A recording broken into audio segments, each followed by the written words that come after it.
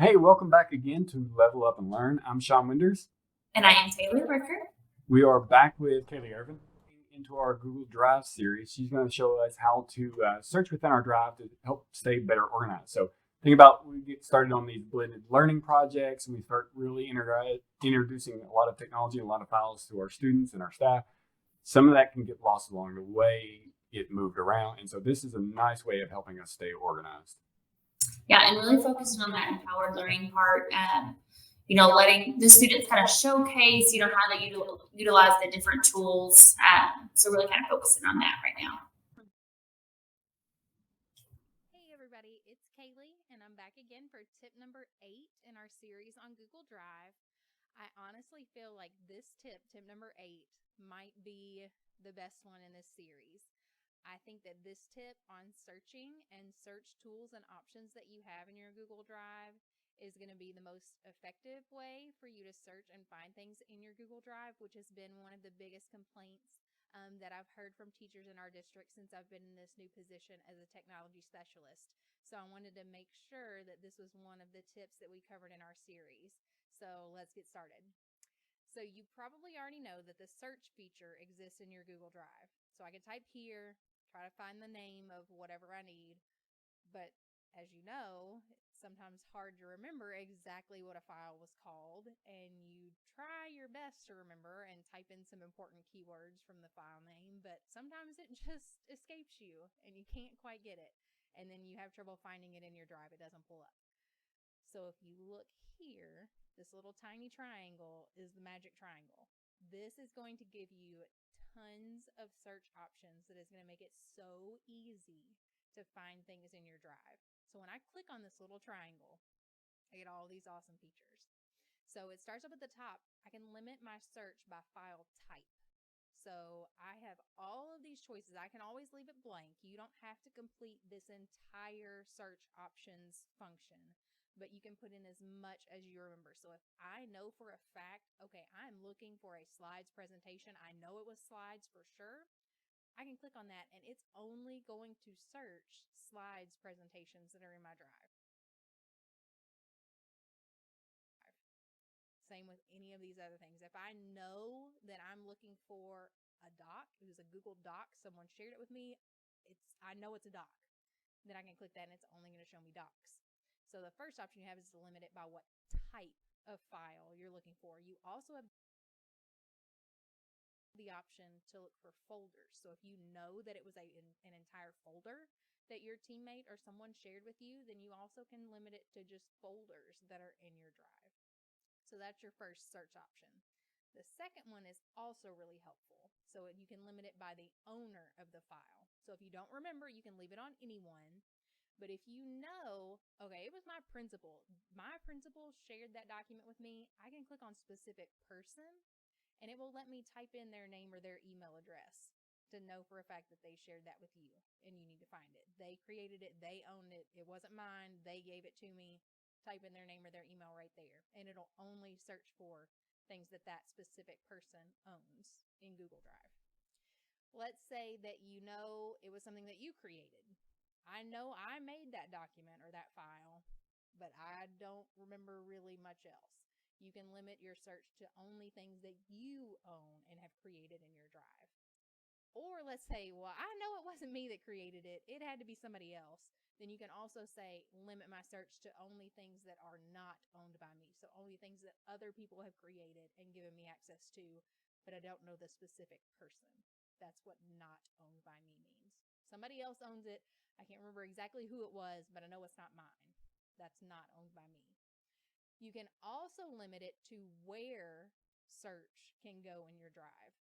So if you don't know, it's already set to anywhere. But let's say I know for a fact that I put it in my drive and I know it was in this folder, but after that, I don't really remember where I put it. Then I can select that folder and it's only going to show me search results for these things inside of this folder. So if I don't remember, again, anywhere is already selected. So you don't have to limit it if you're not sure exactly where you put it. You also have 2 checkboxes here. So if you think you might have deleted it, then you can check for it to search in your trash items, Or if you think you start it, starring items was another one of our previous tips. So if you think you might have started, then you can click that and it will only search your starred items. So those are 2 check boxes there for you to use also. These down here at the bottom can also be really helpful. So the date that it was modified, you can put in a custom date. So if you know kind of about when, like from the beginning of the school year until today, then you can put in like a custom date range of when it would be shared with you, or when it was last modified. I'm sorry, not shared with you, when it was modified or edited. Or you can put in like a specific range of time. Like if I know that it was edited in the last 7 days, last week, then I can put that in here. You also can search for the item name, which again is kind of what you have access to up here at the top. But if you put in other options here, then it might be helpful. Well, I remember this certain word was in the title of that document, then you can enter that here. This one is also super useful. So this one is that the document has the words in it.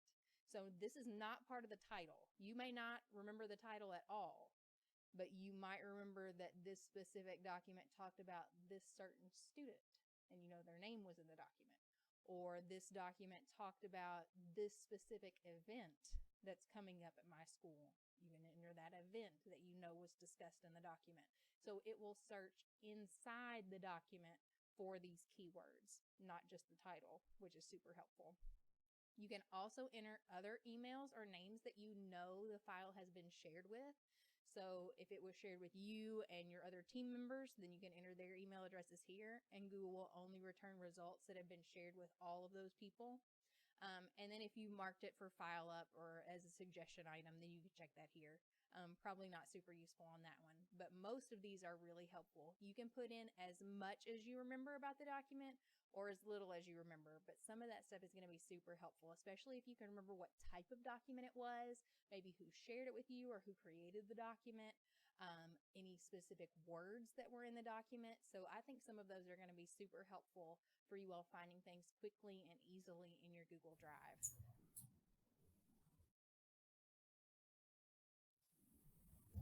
So this is, in my opinion, one of the biggest things that Google Drive can do for us, because even in desktop searching Explorer files, finding things is not always the easiest thing. Sometimes we stumble on our organization, and this is just a nice tool of getting it to where it's found. One thing that a lot of people don't know is when you actually search whether it contains, it'll actually search graphics for words too. We have scanned in yearbooks, and we actually stumbled across the fact that it's found the kid's name listed as pictured to the right, this person. And so that it's searching every little bit within your drive to see if it contains some of those elements. Yeah, I definitely did not know that. I like how she called it the magic triangle. I was like, yes, that's exactly what that is. But that's, I think about as teachers, we go to different conferences or different things. You obviously can't remember it all, but maybe I remember the person, or maybe I remember it was a presentation. So it's a huge advantage of having that extra tool there. And one thing with us being educators, we don't always follow. It's very rare you hear anybody saying, I've been teaching this grade English for 10 years. We travel and we move around, and sometimes we come back to a subject and we're like, oh, I know I taught that 4 years ago. What is that called? What was searching within some of the things you've done? If we've been staying organized and putting it in there, it's really easy to find that. We might not remember what folder we put it in, but we remember it contained this. So really encourage staff members and students to really learn this tool and utilize it frequently. And sometimes it's easier than actually searching through your folders to get, even if you know where it's at, sometimes just searching it straight up will let you do that. So thank you again, Callie Ervin, for sharing that. And thank you for everyone for tuning in with us. And we look forward to our future series. Hey, thank you for tuning in. Be sure to check out some of our additional videos, and don't forget to subscribe, like, and ring the bell so you can keep up to date with all future content. Thank you.